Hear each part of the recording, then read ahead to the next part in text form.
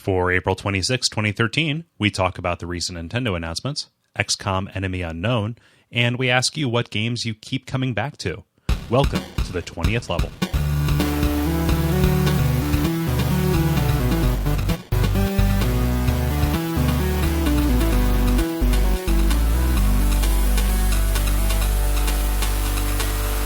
My name's Kole Ross.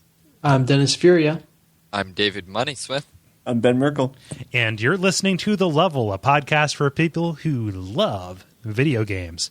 Thank you so much for joining us. We really appreciate it. We're getting more action on the Facebook page, all of these things. Yay. Downloads are doing a thing. It's all real good. Are you making train noises? I was bound chicken. Oh, okay. Actually, we're getting more action. Yes. Yay. Yeah. See, it's kind of weird. Dennis and I have been doing a lot of co-op with people who listen to the show. Yeah. So at this point, to a certain degree, I feel like the show is almost morphed into just this very roundabout way of talking to my Facebook friends. Well, no, that's part of what we like to foster. We like this to be, that is the wonderful thing about podcasts is that you can be directly engaged with people. Exactly. Yeah. Exactly. Mm-hmm. So, we do have the Steam group. Just, do a search for The Level podcast on Steam. It'll be there. You can see me not playing games, all of that stuff. Yeah. Ooh, fantastic. That might be a preview. I'm not sure. I don't know. So, do we want to pull the ripcord on this, baby? Light this. Jump right in. Wait, Let's lift up the kimono. I don't even know. The brief, where we talk about things that happen in this world of ours, not tragedies or anything like we almost did last week. Who knows? I don't. Do you? I don't. I know what we're talking about this week. What happened in the world? Because I was actually having trouble. This one resonates with my childhood, so I was kind of excited. Ratchet and Clank is getting a movie. Yeah, I'm looking at that one right now. Actually, I figured you would take that. It's being made by the people who did Reboot. What's Reboot? Well.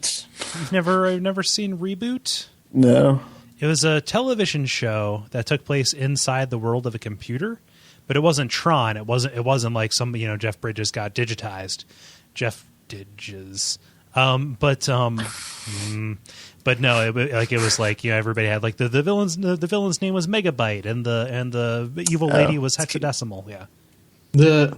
It's basically a TV show that made more and more sense the farther I got into my college career. Yeah, it was real cute. I liked it a lot. Also, apparently Bill Clinton was a fan. Oh, really? Huh. I don't know quite what that says, because he's a man for, generally pretty cool guy, but generally awful taste. But yeah, that's Rainmaker Entertainment are the people who are making this. So what do we know aside from 2015?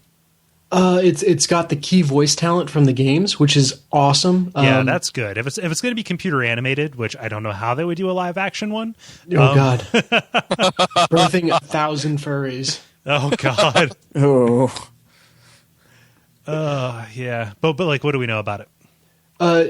So like I said, all the original voice talent from the game, which is great because I think voice actors in the video game industry often get screwed. So good to see that they're staying loyal to them. It sounds like they're going to bring in the villain from the first game, okay, Chairman Drek, which is good. I spent a significant amount of my childhood playing these games and really enjoy them. That's probably the original villain was the one I liked the best. Mm-hmm. So that's good. They're using, at least heavily basing, the sets and the characters off of the stuff that's already been established, on the models and everything that have already been established from the games, which makes a lot of sense. Like the game has a very clear aesthetic, so there's not a lot to be said for, upscaling it or making it look better. It kind of it looks how it looks, and you can't make it look more like it looks. But it's not going to be machinima. It's going to be no. Okay. But they're able to very easily transition those character models. into film, which is cool.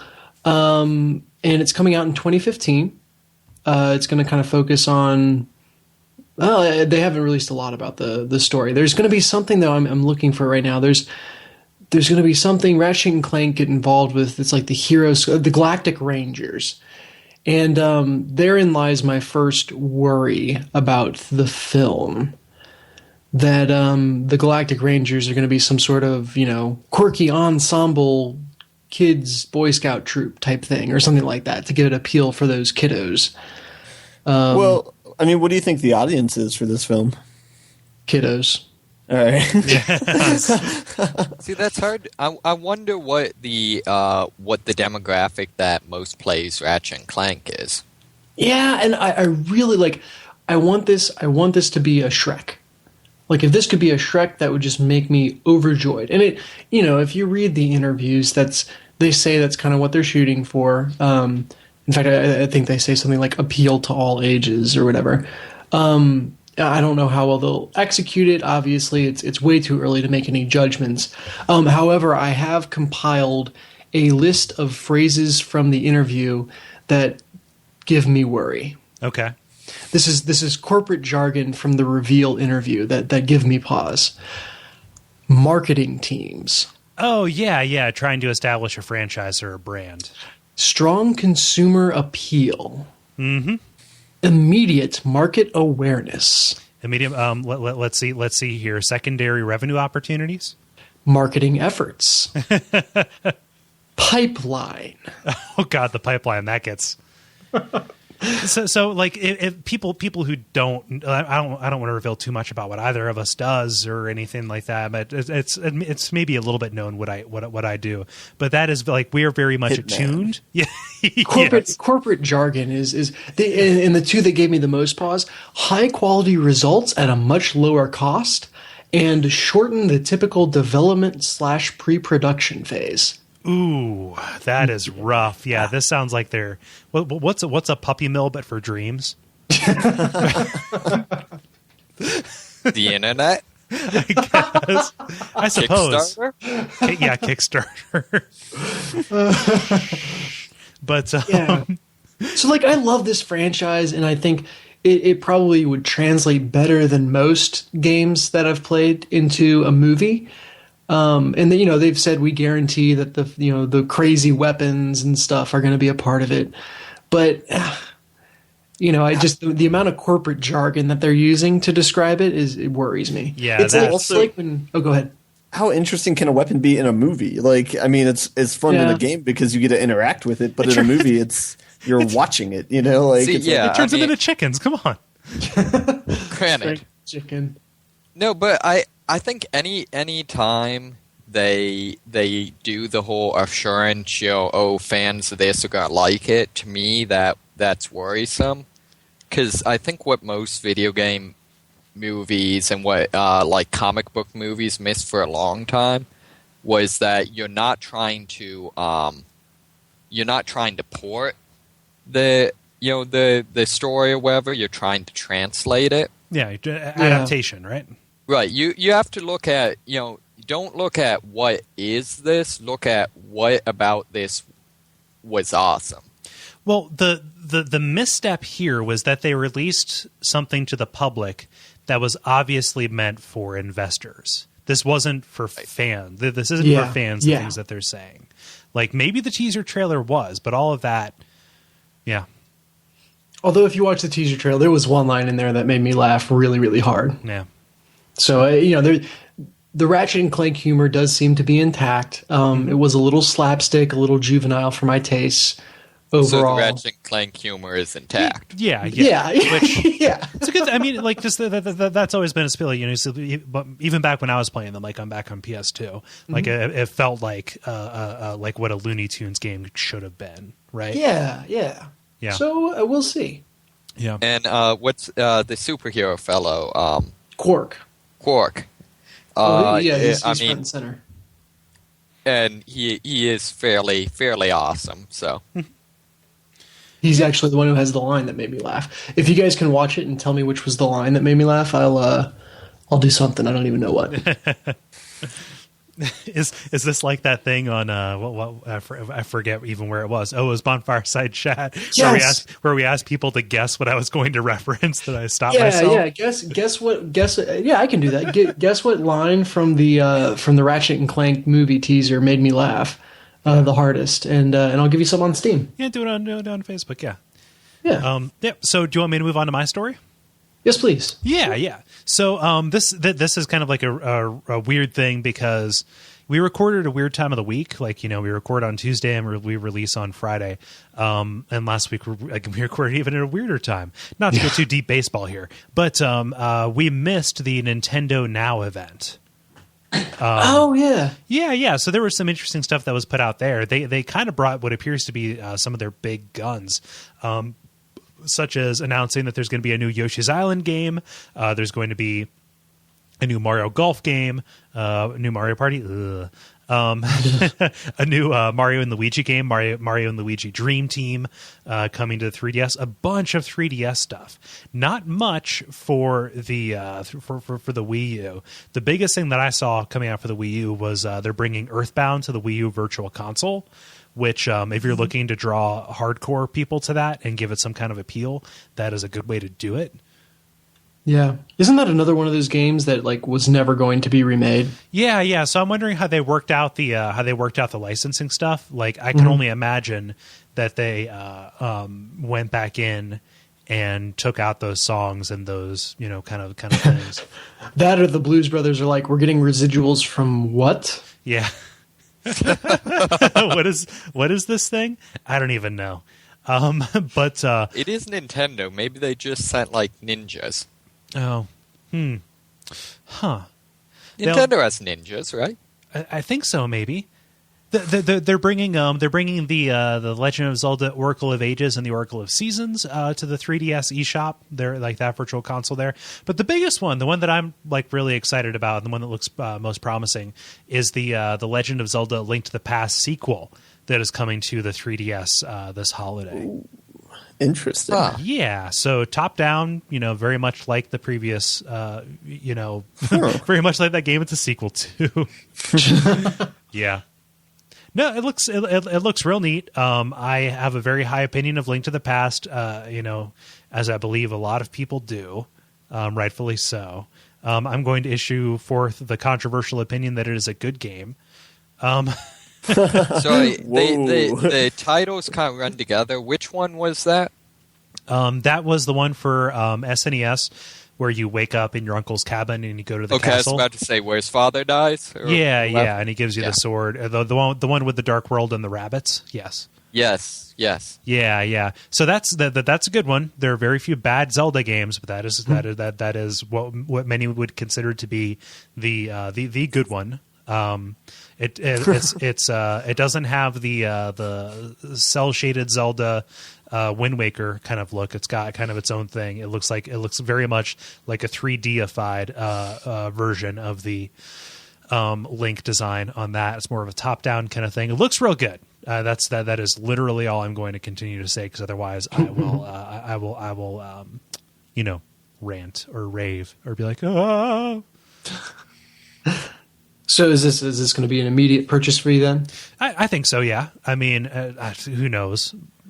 I'm kind of bummed they're calling it a Link to the Past 2, which is, What would you rather it called? Another Link to the Past. Another Link to the Past.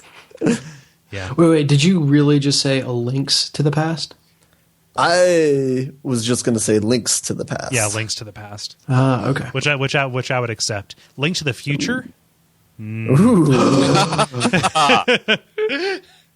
I feel like I touched a nerve there. We're like it's two. This time it's personal. Yeah. A link to the present through the past. Yes. No, Through I'm a just time confused. ribbon. Yeah.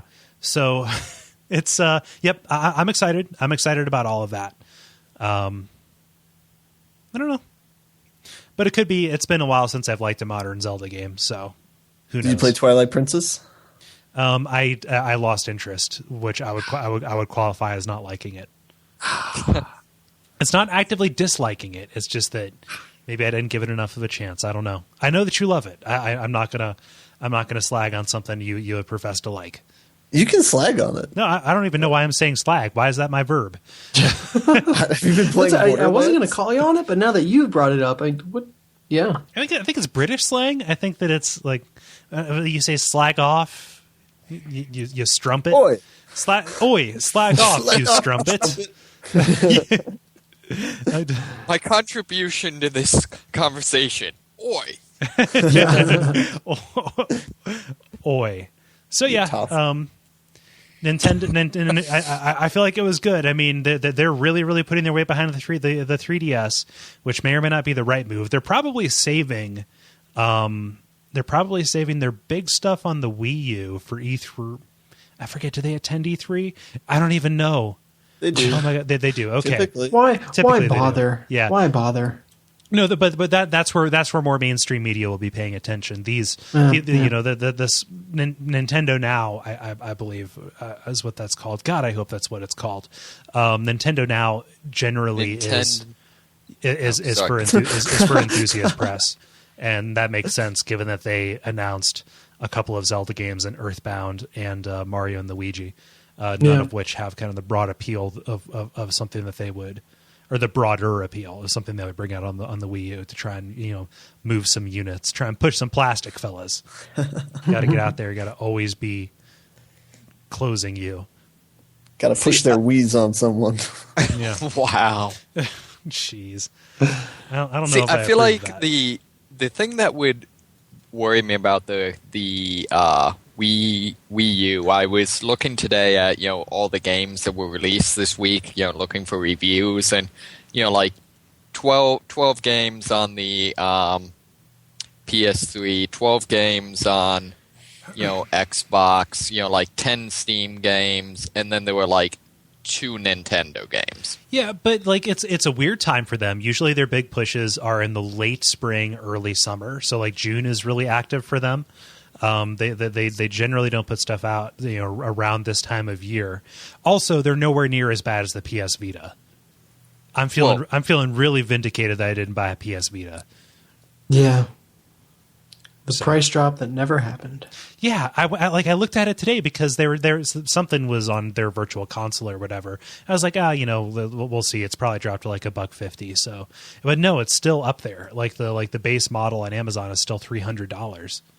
I'm holding out hope that it's going to be E3, but at the same time, it's already too late. So, and they haven't even announced like the redesign of it. I don't know if they're going to do a redesign of it. I wouldn't want to buy the first. You know what they're going to have to do? They're going to have to do some sort of incredible redesign that's available from the day of E3. Oh yeah, like another one of those. It's under your seats. Yeah. You get a system that has no games.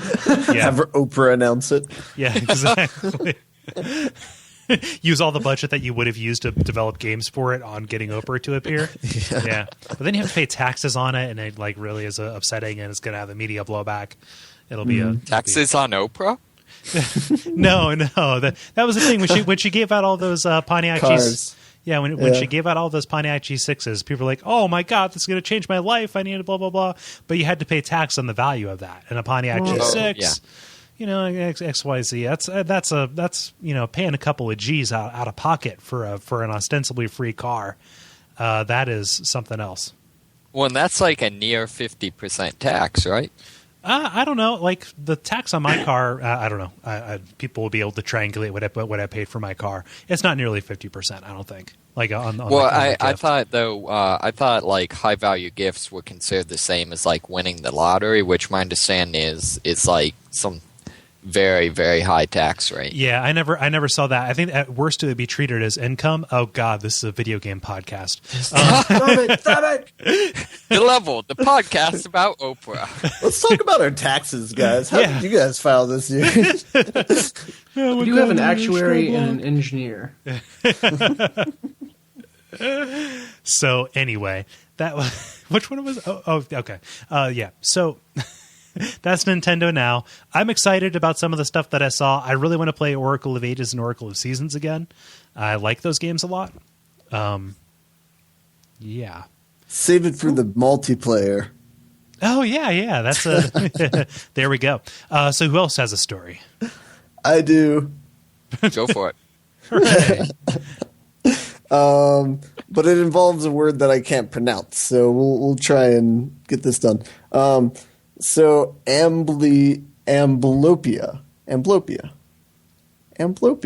Do you guys know what amblyopia is? No. Oh yeah, I go there all the time. Wait, It's a what? sweet new club that I've going. No, it's like lazy eye syndrome, I guess is the. Oh, you stole mine. Oh, Oh, is this people who can't use the Oculus Rift? No. Oh, No. I think I know what this is. It's just a story that they posted this last week about curing people who have lazy eye. with Tetris. Yeah. Was this your story as well, David? Yeah, that was the story I was actually going to go with. Tag team it. Who did the research? Yeah, David. No idea. McGill University. I don't read these articles that I regurgitate. Oh, I know. I know what I. All right. Yeah. I know what I don't know. No. I know the thing that I focus on is how they did it. Is typically what happens with treatment for lazy eye is they'll cover up the dominant eye so that the weak eye just has to process the information and try and get stronger. Right. But apparently it's not too effective. And so the way they tried to do it with Tetris is they put on two different cameras over either eye, and one would follow the pieces down and the other one would focus on the bottom. And so it encouraged the eyes to work together and coordinate, and it showed a better success rate. It sounds like it's getting them to work independently. So you would have somebody who has like weird laser eyes that could shoot two people at once. Oh my See, god! what I dude. want to know though is, can you still wear the eye patch? Because then you look like a badass. I'm not sure. Like, can you get like the guys who do the Walking Dead makeup to put a sweet scar on your face underneath it? I While think you're that's the way you playing have to go. Tetris? Or I spend 3 hours in makeup every morning just to go to work, but damn it, it's worth it. Yep, I got to look like a badass when I play Tetris. exactly. Oh yeah, You guys- no, you've got to intimidate the game, so it gives you more of those line blocks. Tetris seems like the weirdest game to do that for, because I don't know if any other game, maybe Minecraft, but like I will find myself thinking like, what is this pain in the front of my head when I'm playing Tetris? And it's kind of like, oh, it's because I haven't Blunk, I haven't Blunk, nor have I like changed my gaze, nor have I like looked around. I'm not following the individual pieces with my eyes. I am like looking at the gestalt of what's happening, because I'm not watching the blocks. I'm seeing the game. Yeah, you see the redhead, right? Yeah. Wait, what? It's a week of Matrix I references. suppose, yeah. Although she's a blonde. Oh, yeah. So, in a yeah. red dress. Okay, there we go. Yeah. We prefer the redhead. But We know what you meant. yeah. But no, but just kind of like, because I've only ever really put in time with Tetris on handheld systems, I've never had to like go back and forth and follow. It's all been right there in my gaze, right? Mm-hmm. So that seems odd to me, but I haven't seen their rig. On the plus side, it seems like the Oculus whatchamadingle would be perfect for this. Oh yeah. The old whatchamadingle. I was it Oculus Rift or something? Yeah, Yes. What is that? That doesn't even make sense it's for a a- name. it's It's a full badass virtual boy. Yeah. It's a 3D helmet. Oh, Yeah. It's basically what the 80s promised us we would have like 20 Yeah. years It's ago. the dream of the 90s is alive on my RSS reader, apparently. But yeah, every single article, like Skyrim on Oculus Rift. Look here, this is Team Fortress with the Oculus Rift, and you're running on an omnidirectional treadmill. Earl, Yes. good luck with that. I did see a video this last week of somebody doing that with Skyrim. Yeah, I don't know if I'd See- want to do it, but it looked kind of cool. it looked neat. Like it's the directional treadmill would be awesome if they added force feedback. Then I would watch someone playing that. just like have a bunch of automated like the jousting poles from American Gladiators. Just like every time you take a hit, just comes in and just fucking wangs you in the torso. If that was if an American Gladiator too. yeah, get Turbo in there. Yeah, just give him some crystal and he'll keep going all night. But Oh my God. but if they had that at COSI, if they had an Oculus Rift, an omnidirectional treadmill, and a tweaked out Turbo at COSI, I would go there. Do you remember the time we tried to convince Caleb that it was called American Gladiator because it was America's most popular sport? Caleb being okay, so inside joke. Somebody that we all roomed with in the dorms, who he was from Hong Kong, and he was very naive about American culture in a lot of ways. See, it wasn't so much he was naive, so much as he had certain stereotypes, most of which were accurate, about Americans being violent and hating the environment. Yeah, so yeah. if you could come up with something that satisfied those, he was much more likely to believe you. Yeah, that was unkind to say naive. It's just one of those things unacquainted with. That perfect intersection of naive and gullible. Yeah. Wow.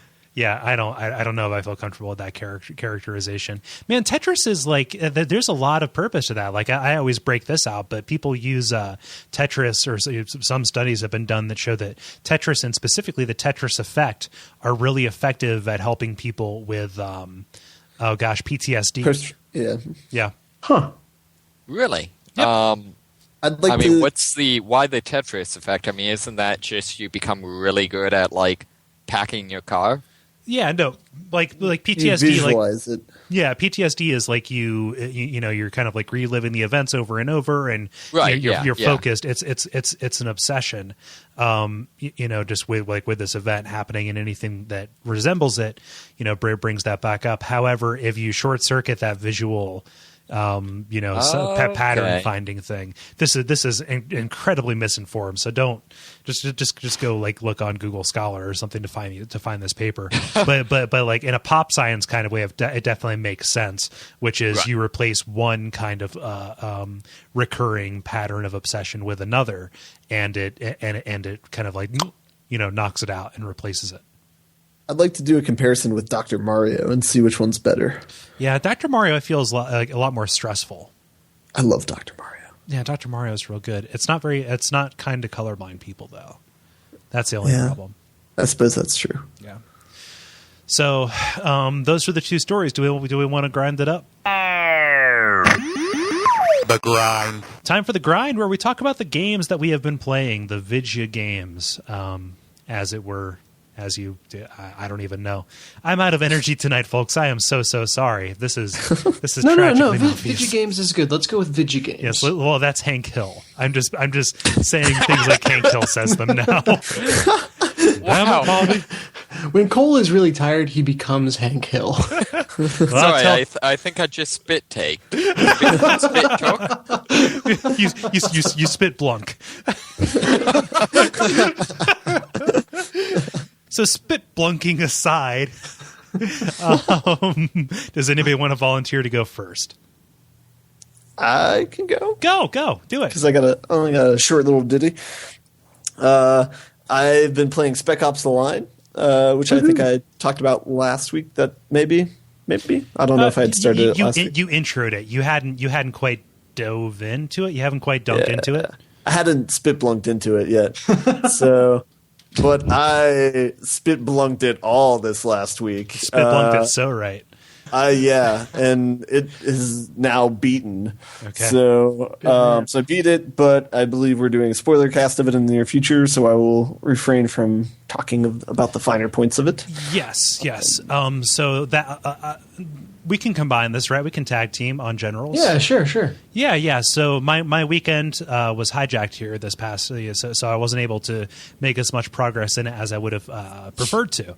But I was playing it. I'm like in the second or third chapter or something like that. Okay. I haven't found Super Joe yet. I like it a lot. I don't understand what people are saying about it being a bad shooter. I was fine with the shooting mechanics. I feel like it was perfectly serviceable. I mean, again, I was in the really easy early part, but I mean, I was using a couple of different types of weapons, kind of the general stuff. I don't know. It felt fine to me. I like the scenario design so far. The fiction is real cool. The environment's super creepy. I feel like it's good. Dennis, it sounded like you were about to equivocate. I might have said this before, but as long as you don't use anything with a scope, the shooting is perfectly fine. Oh yeah. Are there times where it calls for you to use a scope? I mean, spoilers free, obviously. No, I mean it's not a spoiler to say that there's a sniping sequence, and every shooter has a sniping sequence. It's a modern shooter. Yeah. So there's one sniping sequence that I can think of, and you get through it, but you never have to use a scoped weapon if you don't want to. Mm-hmm. I mean, personally, I didn't have a problem with the scope. I just think you just need to know how to operate the zoom properly. Oh, thanks, dude. Yeah, you're just doing it wrong, man. I'm just saying, if you use the full zoom, like you can toggle when you have a scoped weapon, like a sniper rifle, you can toggle between two different zooms. I think it's like 12 times and 6 times. And if you try just looking with the 12 times and finding people, that's not going to happen. But if you zoom out to like 6 times and then zoom in when you see them, you can do it that way. Yeah. But at least I found it to work okay. Grant, I haven't gotten it yet. I'm hoping it goes on sale soon, but at least a lot of the reviews I read kind of led me to suggest basically what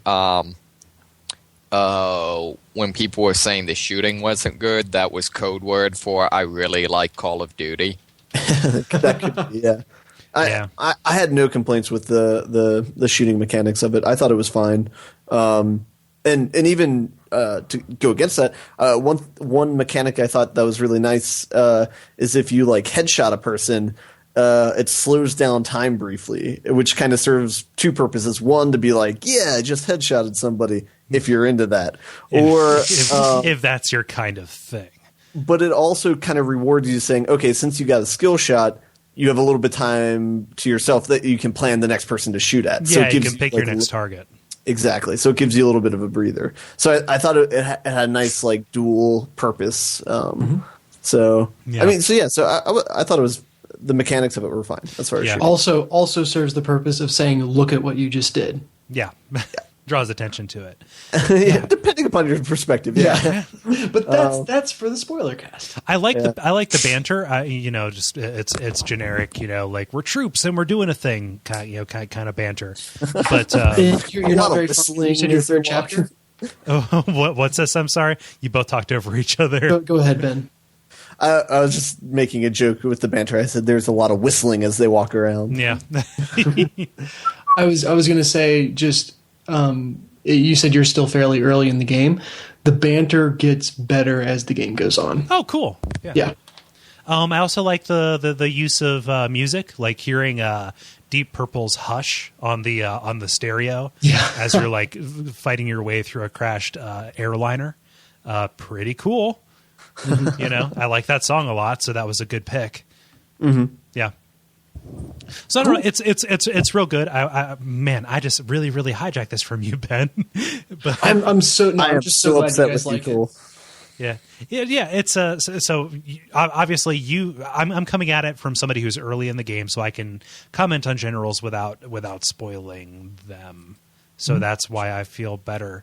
Like so it was your opinion of it good, like positive, Ben? Do you like it? We'll talk about it on the spoiler cast. Okay. I don't think I could properly describe it with a single adjective. Right. So. Okay. When is this spoiler cast, by the way? TBD. My life is in shambles, so it's hard for me to plan it. So TBD. Which just means for those listening, you have time to go get this game and play it and be able to contribute. Which, if you haven't, you should. Yeah. While Kole picks up the pieces of his life. Yeah, I'm just imagining you with like. Well, I'm imagining you with like the premature hobo facial hair. Check. Yeah, and then I realized, oh wait, it's happening. It's really happening. It's happening. The crushing. Yes. So Yeah, it's yeah. I apologize for being mercurial about that. We said something in April, but I'm not quite sure that's going to happen. I would like to pick an arbitrary date, like about 2 weeks out, and just say, "Fucking, let's just do this." But and it's still at the point in our planning that we've got options. Nothing's locked down yet. So good. This is a call. Go play that game, and I can't wait to hear what everyone thinks of it without needing to worry about spoilers. Yeah. What's the playtime on that about? 8 to 12 hours, maybe. Oh, that's not Would you say that, horrible. Yeah, that's about accurate. I think is that a game you would recommend though? You know, some games I find they're better if you play like a little bit, you know, every day or something like that. Is that something you'd say? It's up to you. I don't think it would make too big of a difference. But. Okay. Yeah, says the person who did Walking Dead in one weekend. Yeah. Yeah. I took hour breaks, all right? I'll take a break. I need to do something else. And I was like, I think I'm going to install that next chapter. Yeah. I would recommend yourself giving, I think I beat it in 3 sessions, 3-hour sessions, something like that. But just having breaks in between to think about the game. Really, yeah, that's what I'm talking about. Yeah, I think that's something, and we've talked about that before. That's something I believe is unique to the medium. That really you get more out of it when you do have breaks in between, finishing it. Right. Cool. Did you play anything else, Ben? Nope. Okay. There's a coworker at work who also plays a surprising volume of video games. So I've been talking with him about video games as like a side talk. I'm sorry that I've been not fidel. Well, let's not air this here. We'll talk about it off mic. Well, the one thing I wanted to say was I was talking about suggestions for the next video game that I was going to play, and I think I might pick up that one good video game that none of us played that has a weird name that's hard to remember. Dishonored. Oh yeah. Oh yeah. I've got that. By good video game, you mean crap. Sorry. Oh wow. Okay. Strong opinions. But it's $20, which might be an argument for David's point. But it's yes. So my only other thing has been ridiculous fishing, but that's more of a I played it in the elevator at work kind of thing. Still really good.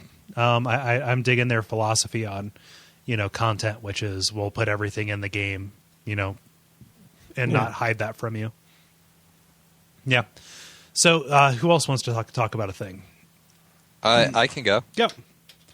I, despite swearing it off, I went back and beat Dead Island. Are you preparing for the Riptide edition? See, initially that's kind of what went was the genesis of that, but I'll actually get to that in a sec. I've got to say, overall, it depends. I'm not sure, if I can like a game less once its sequel comes out. Because kind of my overall feeling at the end of it was sort of that, it had a lot of really, really big flaws in that the combat is just boring. Right. It takes forever to the point where, it's very quickly, if you're going to play the game, don't do any side quests and avoid all combat you can. Okay. Just because it's not worth it. Right. Isn't that kind of a survival horror trope, though? See, but the problem is it's not a survival horror game. It's an action game. Right. It wasn't that you can't do the combat. You quickly become very adept at taking the enemies out. It's just that, taking out a group of enemies would take, a minute or two, and then you walk 10 feet, and there's another group of enemies. Yeah, it's Assassin's Creed 1 and 2. Right, and so considering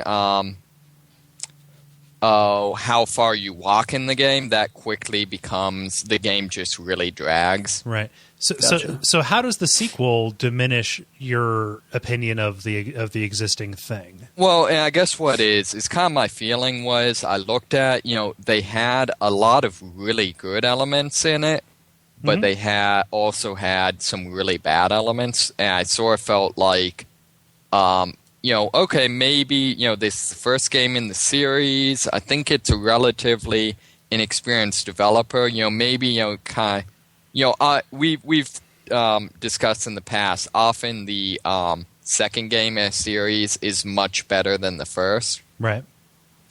But then apparently Riptide's come out and every review has basically been, it's exactly the same as the first game. Oh, yeah. So there are two things that I could see being at play here. So first off, that statue is the worst fucking thing.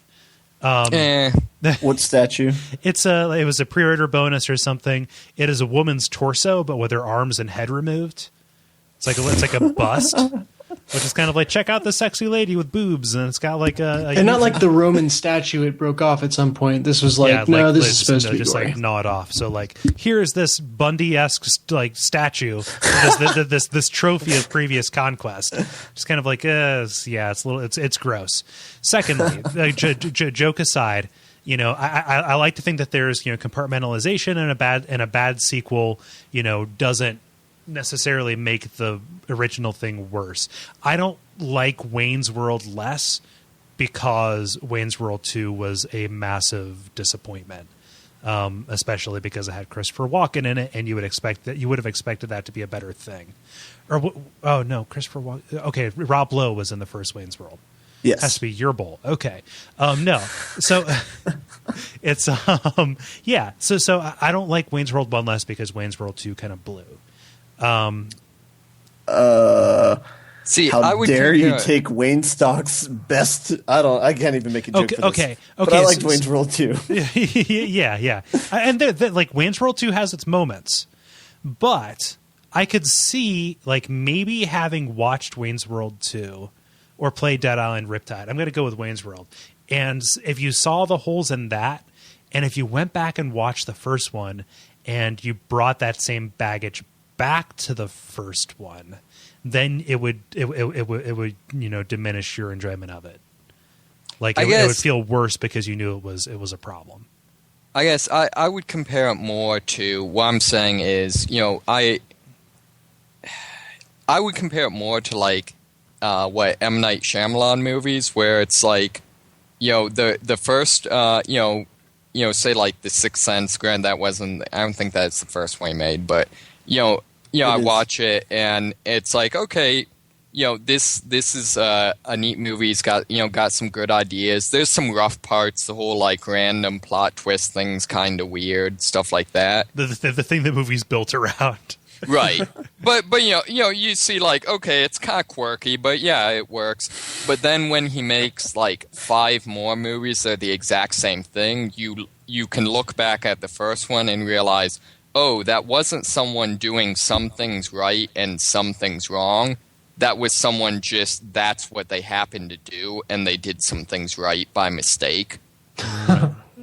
You can't. I guess that's kind of what I'm saying. Normally I would look at it and be like, all right, they didn't get everything right, but they were trying. I don't know. The fact that they did the same thing again proved that the problems of the first one were a product of laziness. Right. I guess, yeah. Okay. Although I have to say, overall, the big thing that kills the game is just they can't tell a story. Okay. To the point where, like, if you play the game, when you get done with it, first off, are we past the spoiler? If you care, skip forward a minute or two. For which game? Oh, for Undead Island. For Dead Island. Yeah. I mean, I don't care. It pissed me off. It doesn't have either a satisfying or happy ending, which it's not a survival horror game. And at that point, I went back and checked. I had played the game for 45 hours, had traveled 203 miles and had, mostly on foot, and had killed 2,803 zombies. Okay. After that point, I want a freaking satisfying ending. Satisfying in which regard? Basically, all of the characters that were at all likable die. All of the characters you can actually play are psychopathic assholes. Most of the likable characters die simply because once their role in the game is done, they're never mentioned again. Okay. And then so I mean, that was just, there's not a happy ending. But then also I feel like, you could have, like, the final boss fight, you could do it in a way where it's like, okay, all this crap that pissed me off, that I don't really like, happened, but then here's this awesome boss fight where I get to, get my revenge, that sort of thing. Mm-hmm. And that doesn't really happen. It's just kind of lame. Right. I was going to say, some of the problems that you're describing, I feel like also existed in Far Cry 3 and Tomb Raider as well, just kind of lazy design like that. Well, and in terms of laziness, probably the other thing, though, that's the fact that I don't like this story. But the other thing is they just, the storyline, you get done with it and it doesn't make sense. So actually, for example, one of the characters that is quite possibly one of the most important characters of the plot is not even mentioned until the at all until the closing, like, voiceover dialogue. Huh. A great way to end a game too. So, like, basically what happened is I went to the wiki and read, like, oh, by the way, that if you buy the DLC and play the game from the bad guy's perspective, we bothered to tell you that actually this good guy that's been helping you the whole time is actually the bad guy who's behind everything, and that's what we're talking about in the last cutscene. And, oh, by the way, if you read the novelization, we bothered to tell you that this person we made you rescue several times is important to the story because she's the original one that had the zombie virus. And so that's where, like, the antidote could come from or something. The whole, but it's like all these things that, like, would actually make the story kind of interesting if you had bothered to tell me. The whole, watch the Gaiden anime or the straight to DVD CGI movie or read the novel to get this detail. There's a moment in Mass Effect 3 where there's a fairly major character who's kind of an antagonist who's, like, mentioned. It's kind of like, you. It's like, who's you? Who is this guy? I don't understand. It's kind of like, again, you go on the wiki and it's like, oh, it's from this other thing. So there's a way to do that benefits the overall fiction.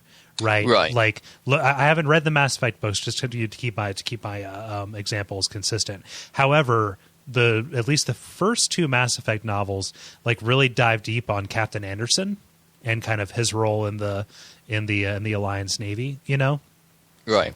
And he's an interesting character in the game, and it was a good choice for them to flesh him out like that. That is a good way to do it.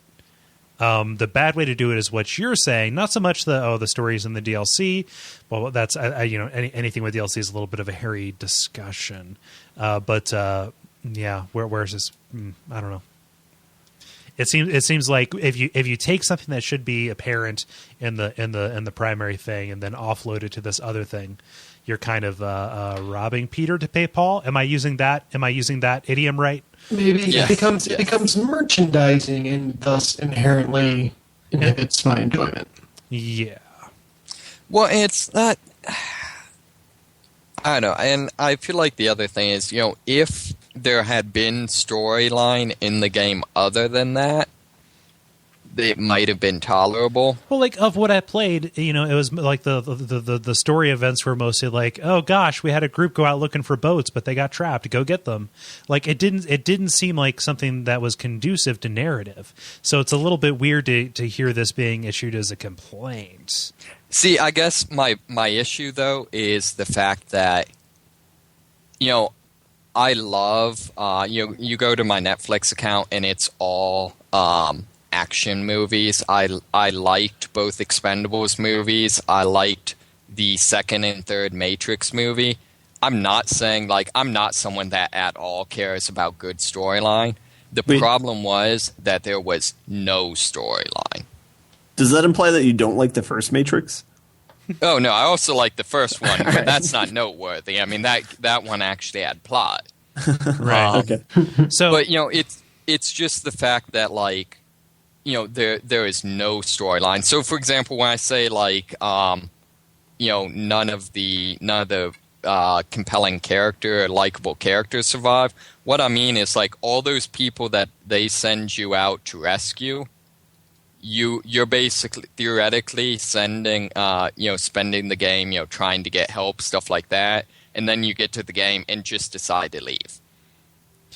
Yeah. Or the fact that there's one point at the game where they're you have to hack a computer, and they're like, oh, why are you doing this? Watch your back. You never know what's out there. And then you go and hack the computer, and nothing happens.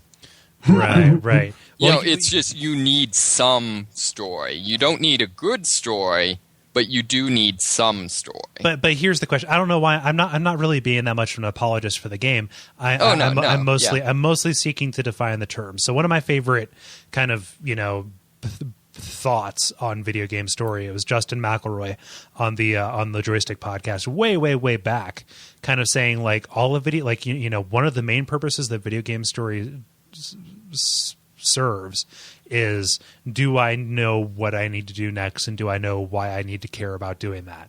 Is this the thing that is helping that is helping to usher me from point A to point B? And so that gets into this weird kind of thing where you're talking about narrative. Are you talking about the things that are kind of hung up around this stylistic choice? The characters, the characters aren't really driving you to do this next thing.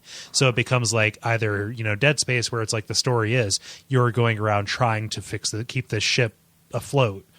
By doing this stuff. That's the story of Dead Space, with the marker stuff being the narrative, right? Being the trappings around it. In this, I'm just wondering where that falls apart. It's just kind of here's some bullshit that I have to do next, or is it this thing that is a B-movie zombie game doesn't have isn't meeting my expectation. See, I would say it's a combination of one, they just don't provide enough plot for it to matter, and they don't,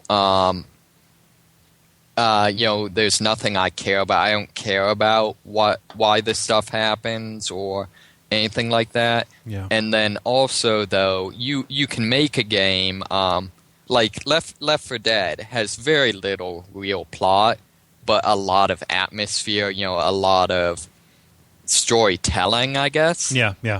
And that's completely, missing. Yeah. So there's a lot of scenarios where they'll, put you in really interesting, scenarios where, one of them, you're,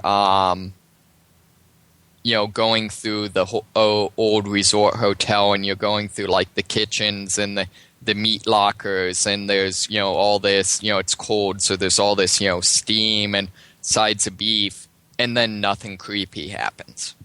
Right. It's they could have had no storyline, but then scripted in some cool stuff that made it seem like this real tense zombie game. Right. So it's missed opportunities. Yeah, I guess. And like I said, I also just I resent the fact that the storyline and the characters were unlikable. How much of this is a function of the game being designed for multiplayer? Just kind of See, I don't know. I mean, I think maybe that's it. Is it's just a game that's it's more horde mode than anything else. Right. Although I would say part of that is if you were going to do that, then don't put in, for example, the requirement to search for collectibles because you can't possibly return to an area after you beat it. Right. But. And it's also like I said, it also annoys me. The whole we got on this before. I think I mentioned this when I first stopped playing it, but the whole rape thing kind of annoyed me. But as it does. Well, yeah, I'm kind of out of the loop here. Can you elucidate that? Basically, one of again the few likable characters in the series at one point decides to go try to help a group of gangsters, gets captured, and when you finally rescue her, it's highly implied that she's been raped. I believe the novel straight up says that's what happened. Mm. Does it feel like an insensitive depiction? Huh? Does it feel like an insensitive depiction? Not so much that, so much as just that. I guess it's unpleasant. I don't like having that, so therefore I resent them putting it in the game unless they do something with it. Right. If they had that in. And then had it be a legitimate, story element that they used to build the character, actually did something with it, right? Then that'd be fine. Yeah. So you think that they're just using it for like a knee-jerk emotional appeal? See, I don't think even that. Just gratuitous. It didn't feel at all offensive. It's just it was a bad thing that happened, and they didn't either. Play it up and try to do like a dark, gritty, like society's falling apart thing, or they just didn't do anything with it. Yeah, it sounds like just textbook gratuitous. Yeah, to me. Yeah, and I don't know that whole. Was there anything that you liked about the game that made you want to beat it? See, and that's. What I would say, honestly, it's the game's greatest strength was its greatest weakness. What made the game so great is that it was a zombie game where zombies were actually dangerous, as opposed to like Left 4 Dead, where you can just blow through hordes of zombies with your automatic weapons and stuff. Mm-hmm. The inherent problem with that is. That you can't get anywhere. Means if you're killing a lot of zombies, that it gets tedious. Right. Huh. Yeah. So perhaps they could have done better pacing. Yeah, the game just needed to be shorter. I mean, like I said, I spent 45 hours on the game. Good Lord. That is way too long for a thing. Walked 203 miles. Well, now imagine if you walked virtual miles. Now imagine if you're playing that at Kosai with the Oculus Rift and the omnidirectional treadmill and turbo tweaked out on what I can only assume is MDMA now. Turbo's dropping DMT into his eyeballs and he's talking about space coyotes. Like, I don't know. He's in a real hard way. You better run as fast as you can. Wow, on the treadmill. Yeah. So that's Dead Island. Sure. One other thing, I've just played it like 15 minutes, but have you seen La Mulana? Oh yeah, that's a shooter. It's as far as I can see, it's basically if someone crossed Spelunky and Dark Souls. Oh yeah, okay. So yeah, I've heard the comparison to both of those things.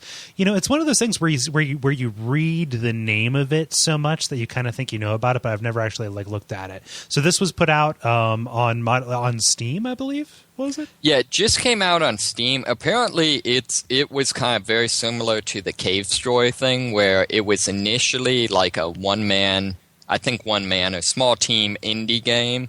that was like a free on the PC a heck of a long time ago. Right. And then they've now kind of remade it with, higher production values and stuff. Yeah.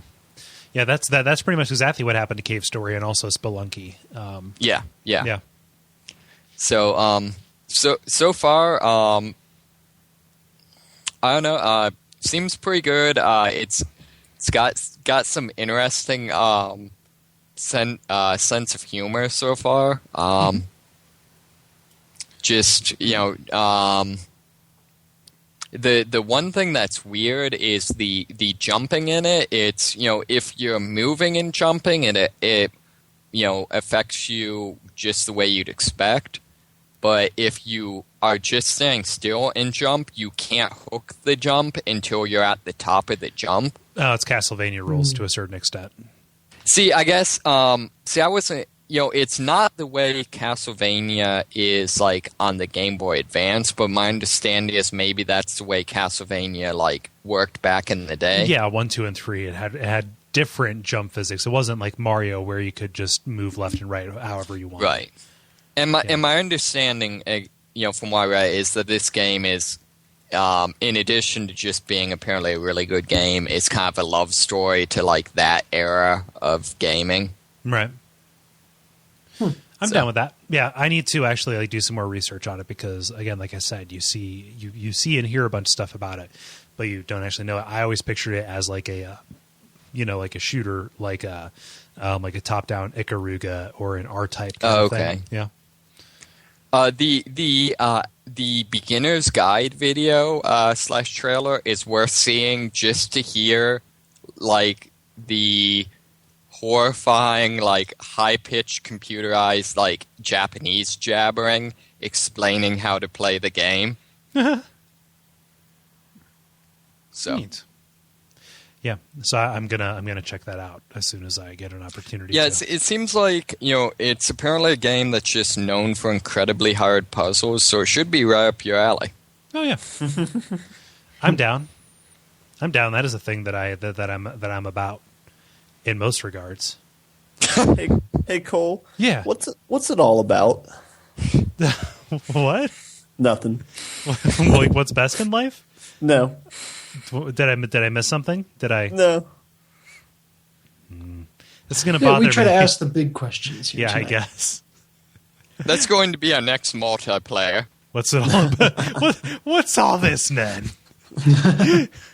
So, how about you, Dennis? I've been playing 2 games to talk about today. I first off finished Dear Esther. Oh, yeah. You started that a little while ago. Yeah, and I've another one of those games that I've taken nice long breaks between each of the chapters. And it only occurred to me when I got to the final chapter that from the beginning, the game gives you the option to start any one of the chapters right from the start. Right. So I kind of am curious now if I played it through in backwards order. Would there be Does like it then sync up with The Wizard of Oz? Yeah. Yeah, it's just interesting how codified my interaction with video games is, that I'm given 4 options and I choose the one on the left and move to the right. I can't even, I don't think they're even numbered, actually. They've just all got different titles. Mm-hmm. So that, obviously they do go in a clear order once you play them left to right. Ascension and stuff, yeah. Yeah. But man, is that game beautiful. Yeah, it's so good. I think I'm due to go back through it. Hey, save it for the multiplayer. What's that? Said, hey, save it for the multiplayer. I suppose. I guess. Damn it! Why do I keep doing that? Because it's a thing we all do. Yeah, it's. I think it's definitely something. And I know that the dialogue is somewhat randomized. What you actually see. Yeah, right? yeah. I want like the dialogue in certain scenes and whether or not you find the set piece. It's put together in a really, really interesting way. Mm-hmm. I don't know. I've been in kind of an introspective mood recently. Like over the past weekend, I watched Synecdoche, New York, which is never a good sign for me in terms of a mood thing. And so I feel like I am primed and ripe for diving back into this and just feeling bad. Yeah. Yeah. But I don't know. I almost feel they need to do a spoiler cast of some regard, but. It's one of those games where, it genuinely caused me to think differently about something. And I forget who it was. It was some old college professor, said something that stuck with me, that the definition of art is that it shifts your plane of thinking. Right. Does this take something? Does it take away that you're viewing the world? And are you touched or changed by having gone through that? Wait, so LSD is art? Kind of. I mean, I don't know. It has to be constructed. I guess people make LSD. I don't know. I just we just gave someone a horrible argument. Yeah. But go ahead. I was going to say the Wachowskis say that they define art as being an invitation into another perspective. Yeah. Same thing. Oh, there you go. Right. So LSD is art. Damn it. Okay. I don't. I think that cheapens it. And what, a drug dealer is art? Yeah. He's an art dealer. I think that cheapens man, it. that's art. Okay. That's the First Amendment. Okay, I'm done. You were saying? No, I was gonna say I think that cheapens it a little, and not saying like it changes the perspective, but anything like that. It's a good working definition anyway. Yeah, it's a good working definition. Drug stuff aside. Yeah, we're not going to define art tonight on a video games podcast. Right. I played it the final chapter right before I went to bed, and I woke up thinking about it. Yeah, that's a bad. And, my gosh, yeah. Yeah, it's really satisfying. There's something that I want to talk about with the ending, and it's something that both Gary and I noticed. I wonder if you notice it too. But the final action, did it bother you that the way that was played out interactively? Yes, that it didn't make you. I felt. So and you can tell me if we're getting too spoilery. I felt like I was looking through someone else's eyes the entire time. Right. So it didn't necessarily. I understand why someone would be mad about that, but it didn't necessarily bother me as much because I never felt like it was my decision to make. Yeah. Or maybe I felt like it had always been inevitable, or. Yeah, I'm still processing it, and that's what I love about the game is I feel like it's something I can go back and almost meditate on. And but my big takeaway, and I think this is not necessarily spoilery, but in the midst of the deepest regret, the deepest pain, in the midst of seeming chaos, love can bloom. Even on a battlefield. No, damn it! All right, it's been done before. Yeah, it is a wonderful little. This is vague enough that I don't feel like I'm giving it away. It is a wonderful meditation on mourning. And grief. Yes. Not just for something that's dead, but for something that's lost. And, for any kind of criticism that could be lobbied against it for being barely a game, I think that it succeeds at what it attempts to do very, very well. And it's almost not fair to criticize it for not being something it's not trying to be. Yeah, that's very fair. And then that I'd heard people say, it's not even really a game because of XYZ. That never really crossed my mind while I was playing it. I felt like I was interacting with it. I was making choices, and I did have an objective, and I had a choice about the way to achieve that objective. It just it's a very low risk game, I guess. Yeah. One last kind of thing about that. How about that music, man? Oh, so good. Yeah, I bought the soundtrack. It's available on iTunes. Yeah, it's real good sitting and working music. And it feels, I almost every time music started playing, I kind of froze in place and waited, just because I wanted to make sure I could soak it in. I wasn't distracted from it. Yeah, all of it's at a tempo that feels like it's very much matching your gait. Mm-hmm. Yeah, so. Almost, and I can't say this specifically, but matching with the waves when you're next to the shore. Yep. I'd have to go back and see if that's actually true, but that was the music felt like an extension of the sea that you're always right next to or near. Right. Yeah. Was it orchestral or what type of music are we? Yeah, it's orchestral, but it is very sparse and very atmospheric orchestral. Okay, so there's a prominent piano riff, like chord progression, that goes throughout all of it. The instrumentation is orchestral, but only in the barest kind of sense. Okay, It's very intentional, though. Yeah. Can I be a dick or ask a dick question? Go ahead. Isn't it pronounced orchestral? I was thinking the same thing. Yeah. Yeah. So I was just matching whatever somebody, whoever said it. I'm not trying to be, No, that's fine. That's the kind of thing that I would curiosity. say. No, I approve of any and all pronunciation pedantry or pedantry. David's like, oh, I Damn was it. saying it'd be funny. Oi! Yeah, so Dear Esther is real good. It goes on sale a Real- lot. I highly recommend it. Thumbs up, Dennis? Absolutely, and this is kind of inside baseball, but thank you for that as a birthday gift. I don't know that I have ever gotten to it on my own. So Yeah. Sometimes it's nice to inflict your taste on people because sometimes it takes. yeah. Well, then consider this a ringing endorsement of your taste. Yeah. So that's I kind of finished that up, and I'm sure it. Like I said, it's a game that I woke up thinking about. It's been on my mind all day, and it just it's stuck with me, which is really nice. Mm-hmm. The other game I've been playing, I think I've talked about wanting to buy this for the longest time, and I finally broke down and went and got XCOM: Enemy Unknown. Oh, nice. Yeah, and I thought I was going to wait for the Mac port to come out, but I was just I knew I was going to have some extra time this last weekend, and was like, damn it, I'm doing it. Right. And it is totally lived up to the expectations that I've built up for myself. Yeah, having played the demo and everything, I think you made the right choice getting out on console. I think that is the proper way to go for that particular game. Yeah, and I have not regretted that decision at all. It works.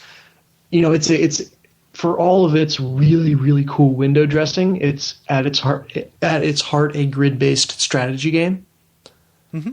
And there have been games that have handled that well on consoles, and there have been games that have handled that poorly on consoles. And this one handles it really, really well. Right. So, for anyone not familiar with it, aliens invade Earth, and you're kind of in charge of the International Department of Stop the Aliens. Yeah. Title. But it's weird to say this, but the game almost feels, I come from a very corporate job, and the game feels the closest to like the day-to-day of my corporate job of any game that I've played. Does that sound weird? Well, it's a lot of like managing panic levels in different regions of the world, and And you have like a monthly report to your boss and everything. And that makes my job sound way more badass than it actually is. But it's resource management, the game. It is people management, the game. It is, responsibility of the game. And it's weird to say, but like I felt, it's in the best way, not like a heavy, I don't want this, but like you feel responsible for your team. You feel responsible for making the choices. That the whole gist of the game is that, you can't save everyone. Mm-hmm. So it doesn't give you the next mission. It gives you the next 3 missions and forces you to choose one country to save, and then the other 2 are just get mauled by the aliens. And all the you feel you have that power, you have that responsibility, and when you wield it in an effective way, it's incredibly rewarding. Mm-hmm. And that's just at the macro level before you even get into the actual grid-based combat game. Yeah. So it's a tactical role playing game. Yes. But your units have permadeath like they often do in the game and those kind of games. Yeah. Oh, which is, dude, you get it. They all get. They all have names, nationalities, all look unique. They get a specialization, so you get to find out what your newbies are actually good at as they develop. If they get promoted a couple levels up, their compatriots will give them a nickname. Oh wow! Yeah, it just serves to make them just to really give you a gut punch when you let them die. God, I've had a couple die on me. Unfortunately, it's they've all been fairly early on, but I'm getting to the point where the members of my squad are kind of consistently injured. So I need to have a larger roster than I actually need, because at any given time, about half of them are going to be out.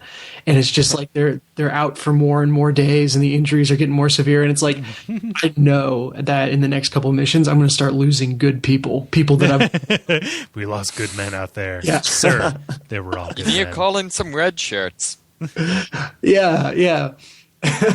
So, but man, that's an emotion that I've never had playing a video game before. Is I have this sense of pride in the team that I've helped build. And so, when it's not pride in what I did directly, as in like, oh, I'm so skilled at video games, but it's, when my rookie that I just brought onto the field for the first time makes this incredibly difficult shot to save the day. I feel like, oh, you really rose to the occasion. And there's some dialogue where, you do this mission where you need to capture an alien for study. You need to bring them in alive. And the scientist, first off, you have this debate with the scientist over, am I really going to risk my men's life to go do that? And you successfully complete the mission. And there's just this moment where the person's like, hey, I know that can't have been easy. Would you thank your men for me? Yeah. And I was like, oh, you did such a good job. I love you guys. Now, Yeah. is there actual like dialogue options? Not in that specific instance. It's kind of played out through you've got your various subordinates that are the different archetypes. So you've got your completely insane and very probably evil research doctor who has no problem butchering aliens to, understand their tech and how they think and stuff. As you do.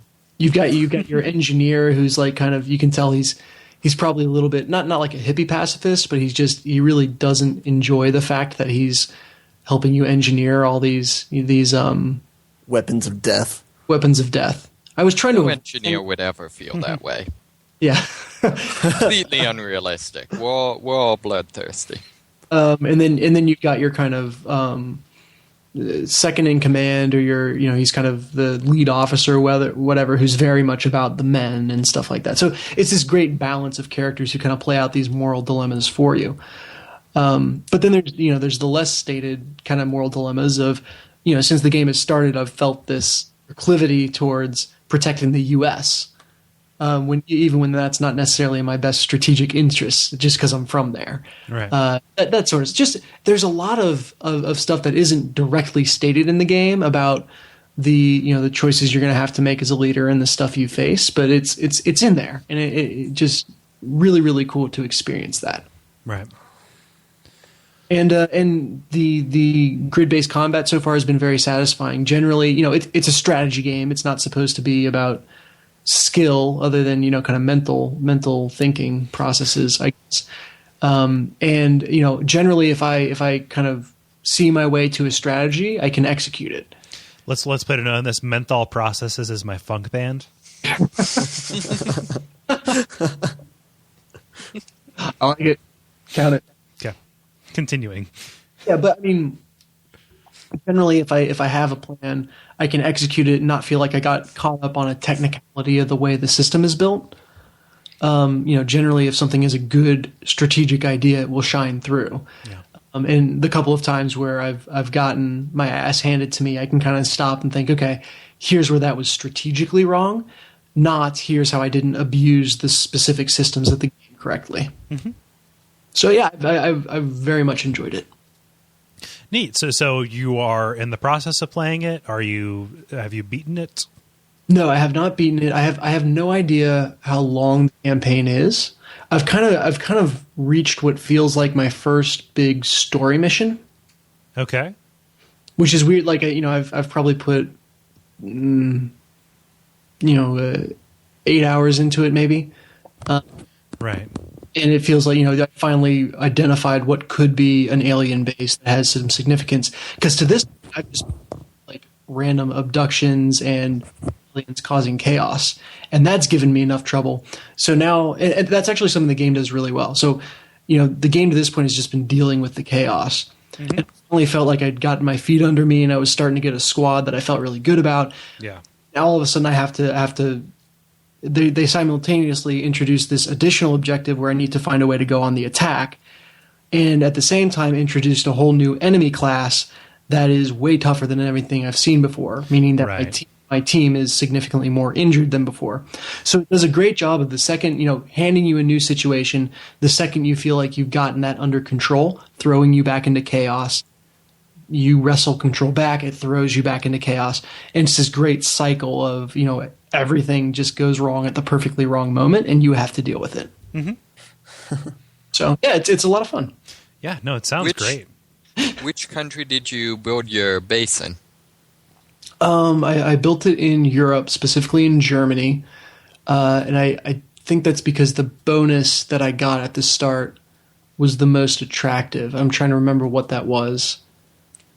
All I remember is the U.S. gets bonus to aerospace, and South America gets bonus to interrogation. Yes. I found that. Asia gets bonus to technology, and Europe gets a bonus to engineering in some way. Oh, okay. Right. Yeah. Germany, of course. It would make sense, if it were Germany, yeah. As Germans do. And cool. And Australia's just like, meh, I'm hanging out. Well, all of their bullets come back to them. It's really, really unsettling. Relaxation. It's impractical. No. But by this point, I bet Australia's pretty much Mad Max, right? Yeah, actually, that was one of the first places I put up a satellite, and so they've kind of been pretty well under control this entire time. Huh. Oh well. Yeah, and they do their own thing. Cool. So, any final thoughts on that before we scurry on to the next segment? No, not beyond the fact that I'm enjoying it. I could come back next week and be like, it's everything I've read about the game says that it's incredibly hard.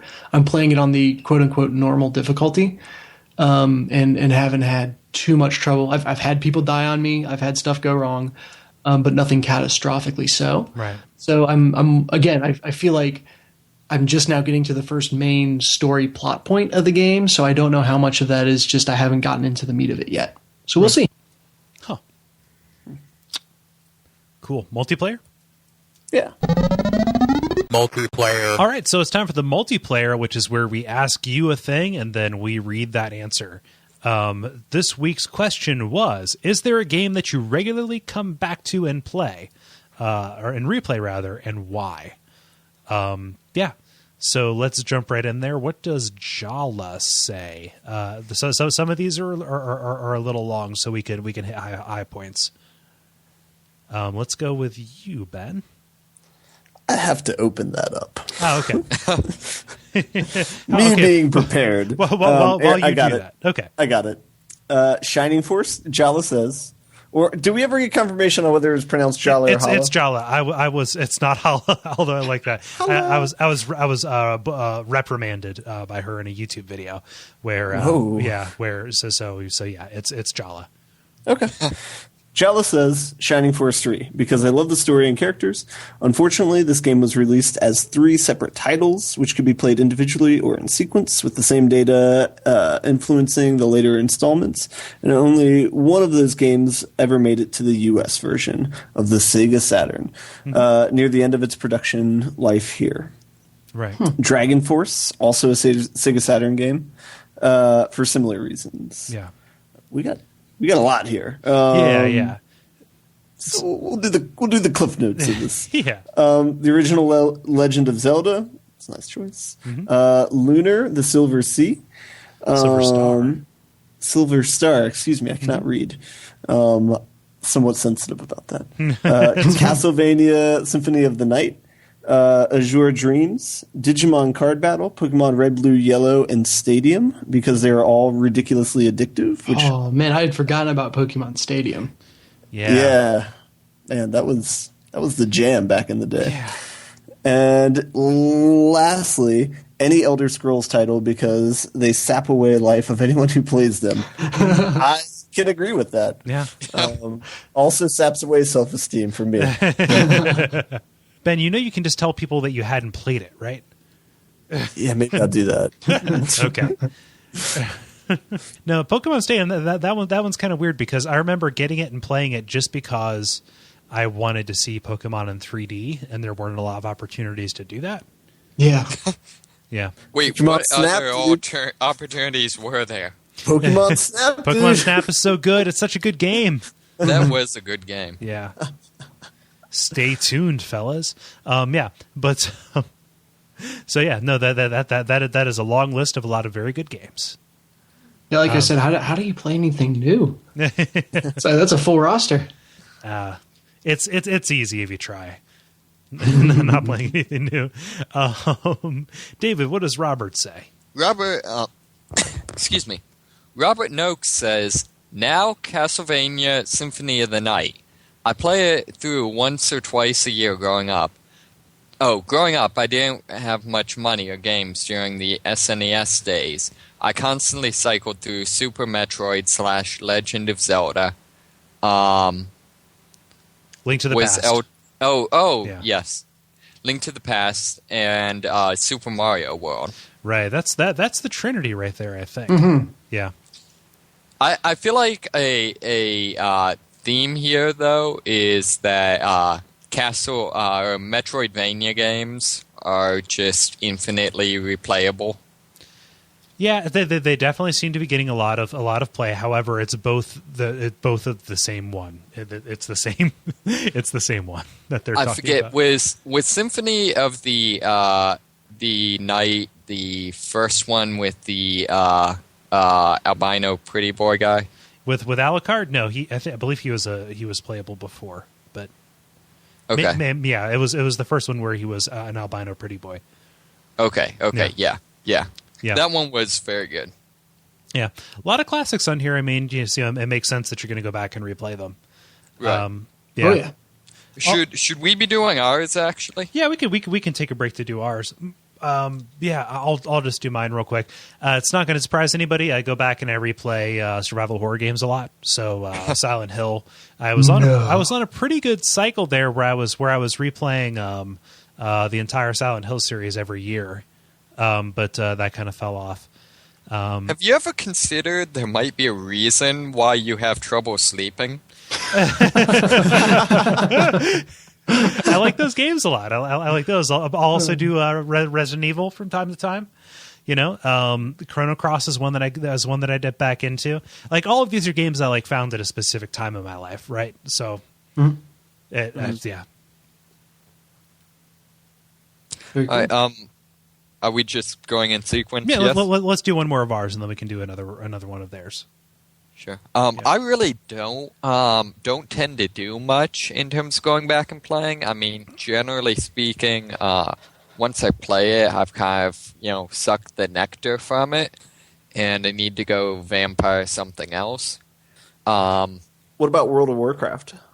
Although that I would say that probably the two exceptions. A lot of the Game Boy games, I think partially just from the nature of them being portable, I played it a lot, and Pokemon's obviously kind of made for that. And then the other one is, MMOs. To a certain degree, I guess that's kind of the point of an MMO. But I do go back to World of Warcraft every so often after I swear it off each time. A lot of that's just having a guild that both of my martial arts instructors play World of Warcraft real heavily, and about once every other month I go up there for a seminar, and so I tend to go up there, get convinced to play it, and then eventually give up sometime after about a month, and it's kind of a reoccurring cycle. Yeah, they just send you back with it. Yeah, exactly. Yeah. So let's do one. I'll read this one. That's cool. Christopher Schlee, again, another fairly long one, which is perfectly cool. Please do not be upset if we abridge your thing here. So yeah, he says the Baldur's Gate series. Those 2.5 games keep calling me back. I don't think high fantasy has ever been done in such an awesomely nonlinear and goddamn epic way. Everything is spot on. The dialogue, character development, and quests ranging from simple FedExing shit to world-changing events. Yeah. So he goes on and says, it's just really high quality, and that non-linear thing really contributes to that as well. Wait, is Lord of the G-Strings actually a thing? I think that he is fabricating that, although I can't be sure. Yeah, he also cites the inter-party dialogue as I'll Google something that. that happens. Yeah, just Careful.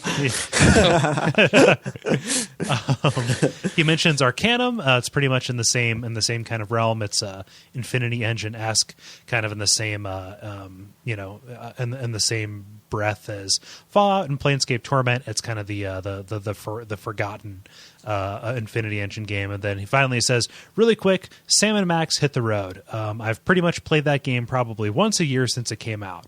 One of the funniest adventure games I've ever played. I like the Telltale games a lot, but nothing quite compares to that LucasArts masterpiece. Even if I can basically solve the game in my mind, it's still worth playing for me based on the writing. Yeah, that's how I am with a lot of adventure games. Like I neglected to say that, but like I do that with Myst a lot. Like I've gone back through and played the first 4 Myst games, like replayed them several times for mostly that same reason. Yeah. Yeah. It's like walking through a house that you used to live in. Exactly. Yeah. It's like exactly. So how about you, Ben? What do you find yourself going back to over and over again? So I had a hard time with this question because I don't think I really regularly replay things. I'll usually, if I like a game, I will replay it, but usually it's kind of like I'll play it the first time, I'll wait a couple months, and I'll play it again, a few times depending on what kind of game it is. Right. But I'd say the most notable exceptions of times that I've played it a really long time after it was released was Shadow of the Colossus series with you guys. Yeah. Oh yeah. Because I think the last time we played it was maybe 2 years ago, maybe. Just about, yeah. So that was a fair time after it was released. Also, Resident Evil 4, I know I played a lot of times. I would say your play count on Resident Evil 4 is much higher than the mean. Yeah, probably. Because there were a couple times where I would try and beat that game in a day and came close, if not succeeded. So, given that it's a 27-hour game, yeah, it's well, once you get the He's tricks not down. bound by time. no. Yeah, I was going half the speed of light when I was playing it. Anyway, but yeah, but I think those are probably Knights of the Old Republic was another one too, where I would play that years after it was released and played that also a few number of times. But I don't think I didn't think you liked that game. Yeah, I guess not a lot of surprise picks from me or Kole, perhaps. It's. So yeah, I think those are the only games that I've played long after their release date. Yeah. How about you, Dennis? For me, it is the Jak and Daxter series. Mm-hmm. Again, kind of my favorite series of all time. And there's just, especially that first one, there's something pure about it that's just really nice to go back to. So not to wax poetic about a simpler time, right. But man, that game is just for me the essence of what a good platformer is, a good 3D platformer is. And so I can go back to that repeatedly. The other game is, and this is the game I hope I don't jinx myself here, but I was trying to talk about it when I turned into a robot last time. Okay. But Endgame. Oh yeah, little and ninja plus. 2D jumpy thing. Yeah. It feels so good. That sounds weird. It's also a Chuck Mangione song. It is. For me, in my mind, it is the Mario jump of action platformers. Okay. If that makes any sense, like just the controls feel so right that it is the standard by which I've come to judge everything else. Mm-hmm. And so every once in a long while, I'll just be like, man, that was a fun game, and go back into it. And it's like a free download on whatever computer you're on, so it's super easy to get back into. Yeah, it just runs in Flash. Yep. Yeah. Yeah. So those are the two. Cool. And then finally, let's say here, Dennis Reed Jeffries. Oh, this one is short and sweet and to the point, and I love it. Peggle. Yeah, GeoLaw laying down some Peggle knowledge. That's right. Oh man. Yeah. That's a special kind of addiction. Yeah, that's a game you can't escape. Yeah, It's impossible. In the question, it's implied, coming back to a game implies that you have to stop playing it for some period of time first. That's like me talking about, like, man, I really can't, I really just dip back into Drop 7 a lot. I'm like never not playing Drop 7. I always have a game going. Like, yeah. I remember Peggle came out for iOS the summer that I was living in New York, and I have very fond memories of riding the queue line, listening to podcasts and playing Peggle on my iPod Touch. It was a fun time. Oh, that's cool. Yeah. Neat. So thank you so much, everybody, for participating. Watch the Twitter. That's at Duckfeed.tv. Or follow us on the Facebook group, which is, facebook.com/The Level Podcast. For those generally go up on Tuesdays. I'm trying to get better about putting them out earlier on Tuesdays, but we have no dearth of responses because our fans are awesome and engaged, and we love every one of you. Thank you. You guys are freaking sweet. Yeah. The End Boss. So it's time for the End Boss, where we leave you with something to chew on for the rest of the week. Does anybody want to go? Yeah. Go. Beer is my end boss. I'm going to a beer festival this weekend on Saturday. So oh, neat. I'm excited about that. What's the name of the event, or do you not want to give away your whereabouts? I'll give away my whereabouts. It's like the Great Las Vegas Beer Festival or whatever. I think it's like the third year that they've held it. But imagine it'll be a lot of Fat Tire. Maybe I think that's a Colorado one. Maybe I haven't seen it on the list at least. Right. They have maybe like 6 to 10 breweries in Vegas, which I didn't know they had that many. But or at least maybe they're local, so maybe they might be out of the greater Las Vegas area, which is the Mojave Desert. But yeah, yeah. So yeah, it should be good. There's some stouts there, so I'm excited about that. Awesome. Well, report back. I will. Yep. I'll do one. It's not from life, but it's just kind of a cool story that I didn't feel like it was brief worthy, especially with the Nintendo thing happening. I don't play League of Legends. I'm aware of it. I know like what they're doing over there. But there's an awesome story about a disabled guy, a disabled gamer, who he doesn't have use of his hands. So he has to play the game basically he has a mouse that works on his cheek. He hits the keyboard with a pen in his mouth, and he has foot pedals for stuff. He did something that very few people are able to do in the game, which is get a pentakill. Because most games are 5v5. Like that means taking out all 5 of your opponents in almost one go. Nice. Yeah. So this is a person who doesn't have any use of, his lower body to a certain extent, especially not his arms, who just like straight up did this thing. And kind of anytime there's one of these disabled gamer stories or stuff being accessible or these kind of triumphs, I always like commenting on those because that is fucking awesome. That's awesome. He had a chance to do that, and there's all these people just kind of like really being supportive of it. Yeah. I think isn't League of Legends, right? Yeah. Yeah. Sorry. There's a couple of them I can never remember.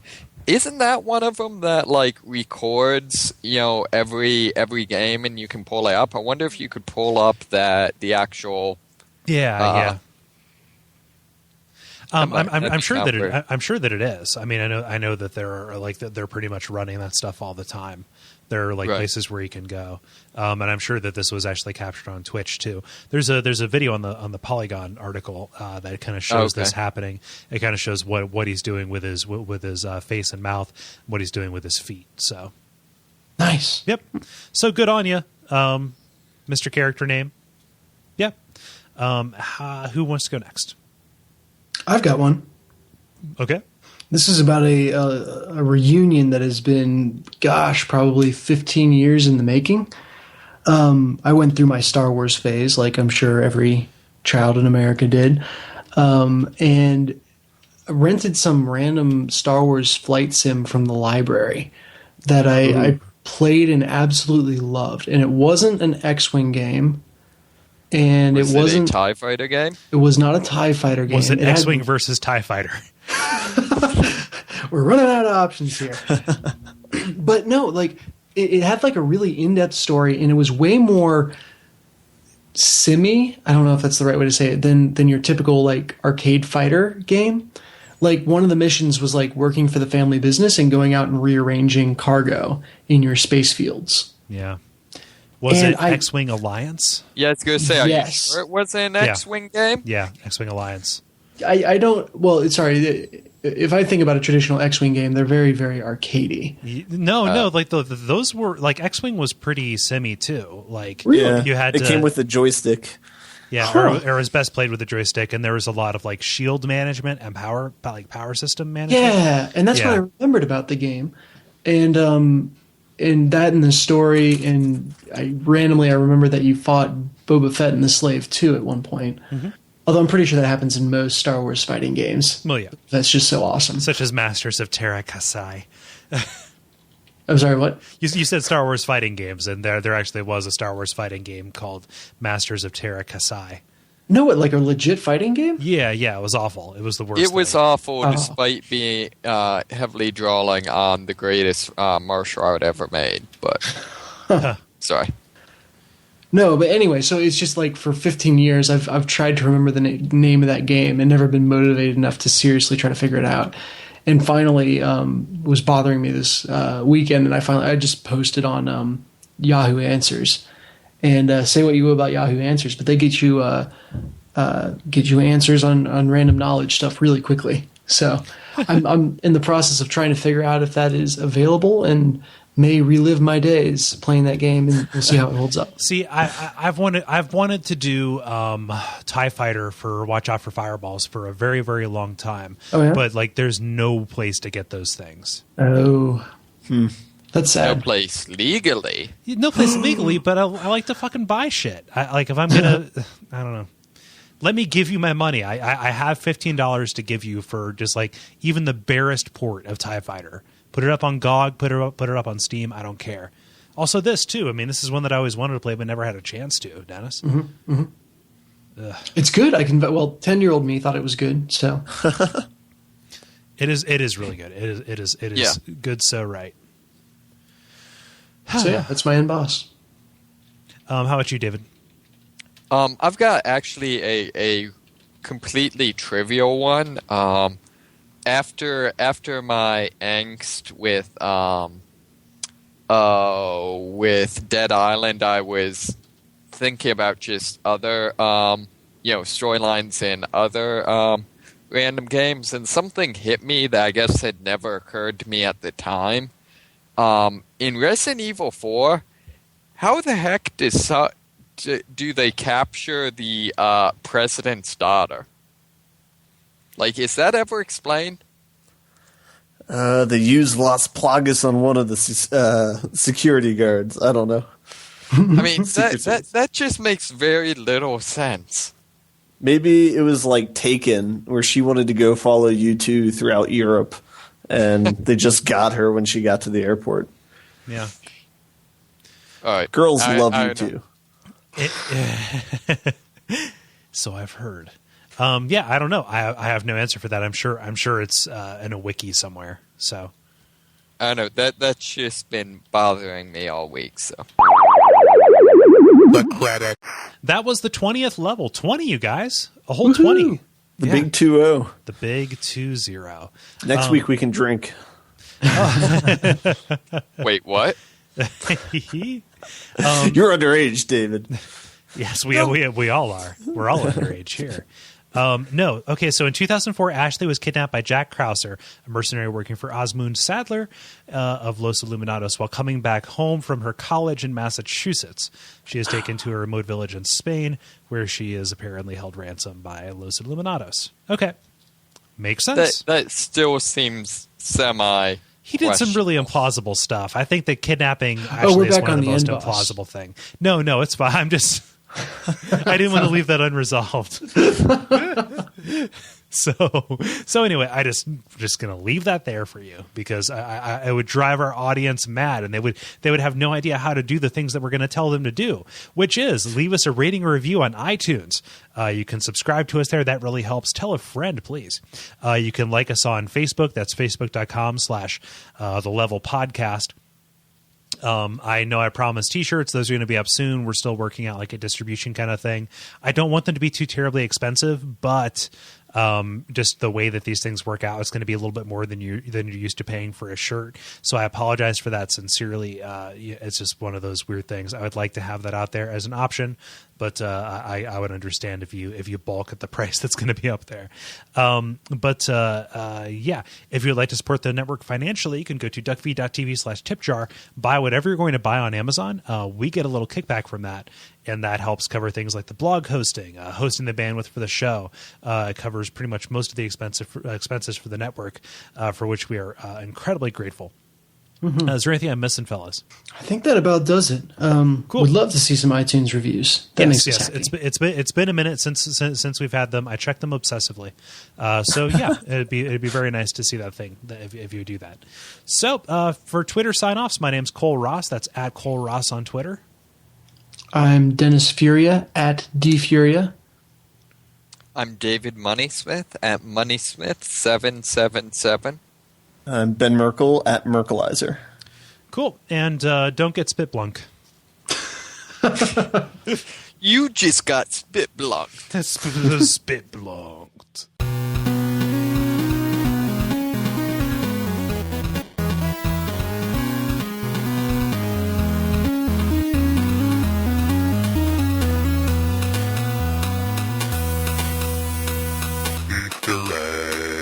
All right.